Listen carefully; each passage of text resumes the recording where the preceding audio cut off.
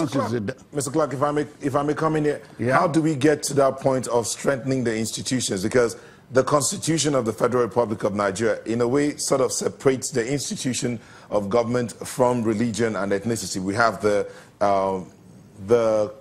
Character Commission, the Federal Character Commission, that ensures that issues of ethnicity are balanced out. The quarter system is supposed to be taken care of by reason of the Constitution. We also have issues where it's been said that religion is not part of governance, or is separate from state. But if we have the Constitution that's supposed to help all of these things be sorted out so that governance can be followed through, how do we ensure that that is taken into cognizance and effectively followed through? The 1999 Constitution has balances and all what you are talking about. They are there. The houses of assembly are there to monitor what the governor does. But in practical terms, does it happen? Look, I was telling somebody that there is no absolute immunity under the 1999 Constitution. Section 308 says a governor, you cannot charge him to court. You cannot charge him for anything he does. But that is wrong.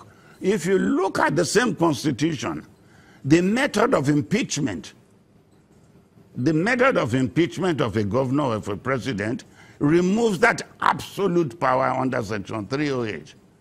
If a governor steals money, the police cannot arrest him. The House can pass a resolution, 2/3, and remove him. So there is no absolute provision that says you cannot be charged. There are other ways. They are there. What you are talking about, they are in the Constitution. But the willpower to carry them out because of ethnicity, if a man wants to take a decision, they will go and call the overseer of his church to come and talk to him. If an imam, if a Muslim does something, they go and call the imam. These are influences that create the problem we have. You know, the AGF, in his submission... I'll ask you quickly, just before Gimba takes over. How would you say the war against corruption is going in the courts? You have you've defended quite a number of clients in court, and before now you talked about how prosecution has to be specialized and that the federal government needs to get people who are specialized in prosecution. Are you beginning to see that in the quality of prosecution we're seeing in corruption cases? I am beginning to see it. Let me be honest, when I here in this same studio about a year ago, and the president said the problem was with the judiciary, I said no. I challenged the EFCC, I challenged the Attorney General, and the first thing that happened was that the Attorney General called a meeting of all the DPPs in the Federation, and he started following it. You can see the difference. Look, let me be honest with you. Anywhere I go on this Justice Ademola's case, many people never gave us any chance that we could ever get him out.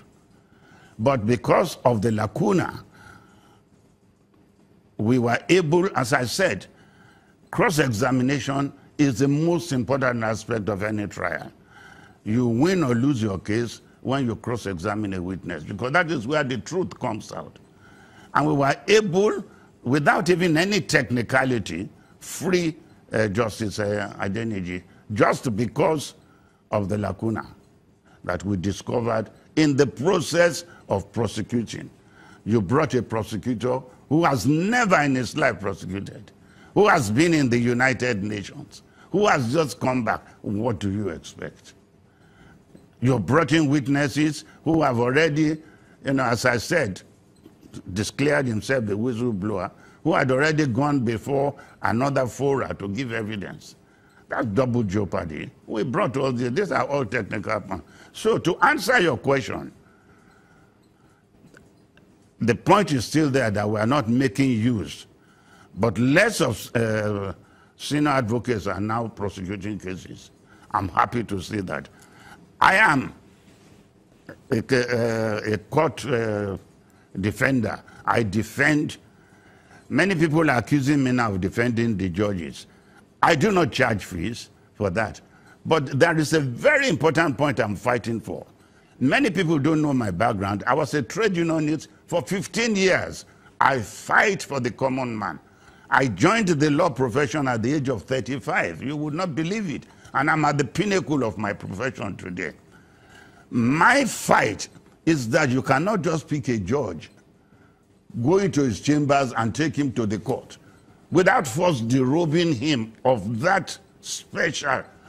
Can anybody go to the army barracks and go and pick a general? Mr. Robert Clarke, I want to thank you so much indeed for, I'm afraid that that's where we're going to have to end it. Senior Advocate of Nigeria, Robert Clarke, thank you for talking to us on this very important topic of the Maina Gate. It's my pleasure always. Sunrise Daily will be back after these messages. Join us again.